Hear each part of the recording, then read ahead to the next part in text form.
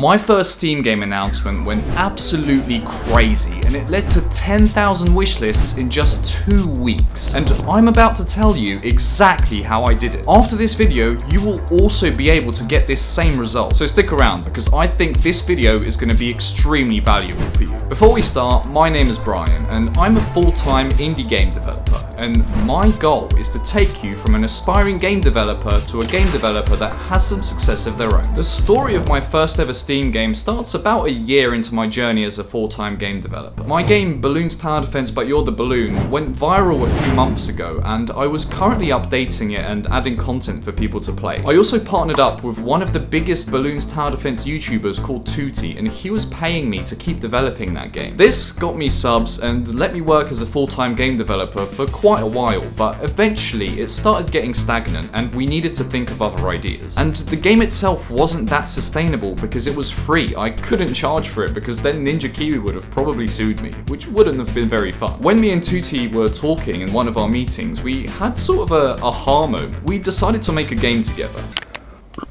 Sam Pellegrino here. Really living up the game dev money, you know, spending it good. So after we had this moment where, wait, we should make a game, we decided to think of ideas for a while. There was already a ton of people supporting my Balloons Tower Defense game, so we definitely wanted something that they would enjoy playing. And we also needed something that Tooty's audience would enjoy. So we decided to combine the two things I was known for at the time, which is the But You're games, where I make a game but you're another character from it, as well as tower defense games, combined with something that Tooty's audience would also enjoy. It actually took multiple weeks to flesh out and refine the idea and think of something that people would enjoy playing. So after we had a rough plan in place, I started the development for the game and I did my normal workflow. I would add a feature to the game and then just write down my thoughts to add to the video later that I would post about it. This carried on for about 2 months and I decided we were ready to announce the game. So I got all my notes together, wrote a script, made the video, and posted it. I made the Steam page quite basic, without anything too crazy. I basically just copied the things I liked from other Steam pages, and it seemed to work. Oh, and by the way, it took quite a while for all the Steam stuff to get approved and go through, so make sure you do that well in advance when doing that for your game. Anyway, when I posted the video, for the first, 5 or 6 days, nothing much happened. But what happened next was what every YouTuber wants to see, which is the rising curve. Less than a month later, the video ended up getting 1 million views, and within 2 weeks, my game had 10,000 wishlists. So, let's break this down a little bit. You might be thinking, oh, it's all well and good. You had tons of subscribers to start with. Stop. There are tons of lessons that you can learn from this, and you can actually replicate this for yourself quite easily. First of all, providing free value ended up helping me in the long run. I started by providing the Balloons Tower Defense community with a ton of free value by making that game for them. And all I got from it at first was a few $100s from the views. But eventually, it led to other YouTubers playing it and me getting my partnership with Tooty. A ton of people played my game, shouted me out, and eventually this led me to getting an audience of over 100,000 subscribers. And now that all that free value was provided, I gained the trust of the community. And a lot of people were interested not in just my game, but in me as a game developer. Meaning you can do this for yourself in your own little niche that you find and get the exact same result as me. The second pillar that you can learn from the story is that the idea took 2% of the time but was everything. Without the idea, nothing else matters. So spend a disproportionate amount of time on it, as much time as you can justify. It will feel like you're wasting your time, and it still feels like that for me, but idea generation is probably the highest hourly rate you will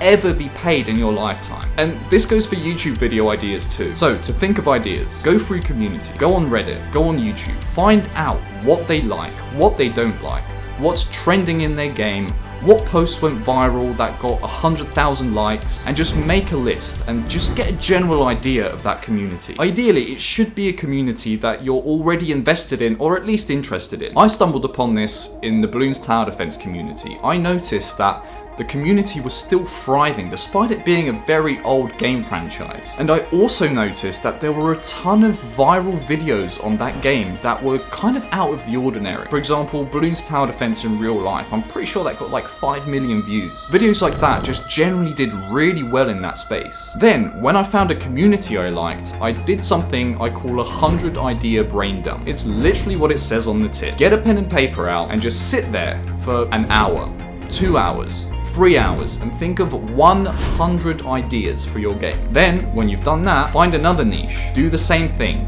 100 ideas for a game in that niche. Then do that same thing as many times as you can bear to do it. After you've got all your ideas together, eliminate what doesn't work. And when thinking of ideas, don't be too picky. Just write down whatever comes to your head. Keep in mind, this is 100 ideas. Not all of them are going to be good. If you have something, just write it down. This method is awesome because a lot of people just make something for an existing market and just tap into the already sea of existing games in that market and eventually getting maybe 5 to 10% of that niche interested. Instead, what you can do as a game developer is make whatever the hell you want. So you can still target that niche, but you set yourself apart so much that you target that whole market instead of just a portion of it. This is genius. I'm not even gonna say it's not, because it is, and you need to do this. This method is literally how I went from nothing to getting millions of views and getting 40,000 subscribers in one video from nothing. And eventually it led me to getting 10,000 wish lists on my first commercial game in 2 weeks. And I hope you've realized this from what I've just said, but from the story you can also learn that having an audience is not necessary. Like I just said, you can go from nothing to being pretty well known within a few weeks from doing this. It's how I originally got my first 50,000 subscribers. But you can skip what I did. You don't have to build that audience first. You can just build your audience as you're building your game. This might not give you that same explosion of wish lists that I got, but as long as you have those two concepts, caring about the value and then the idea, means that if you start putting yourself out there from the second that you start developing your game, it makes it so easy for you to get traction. It's also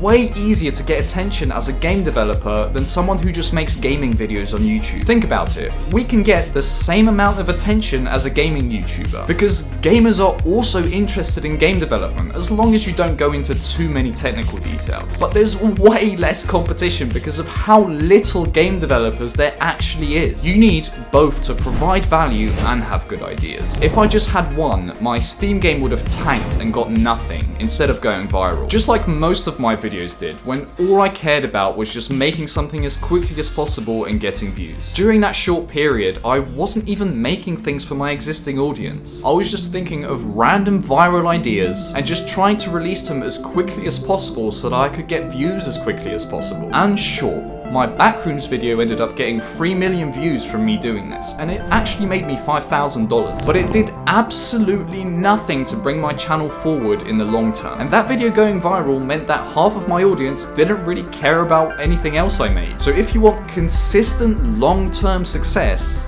you need to focus on both ideas and providing value. Otherwise, you'll just get short bursts of success followed by nothing. And this trap is what a lot of game developers fall into. And if you're still thinking that you can't do it, you need to get rid of that bullshit in your head and start rooting for yourself. I'm rooting for you, and I've already gone through it and done it, and I'm telling you that you can do it too. So why can't you root for yourself? Nobody will do it for you, and negative thoughts will never serve you. Doubt and inaction are the same thing. Trust me, I know that very well. Sometimes I get stuck thinking about how I'm gonna do something for weeks before I actually do it, instead of just going through with it on the first day that I get the idea. Life would be so much easier if you just thought of it and then did it immediately. Don't be one of those people that just think about it and never actually do it. This is why 99% of the world's population is not fulfilled. Since I've started making money online, I've had tons of people telling me they're gonna do it, but none of them have actually followed through. Just make that first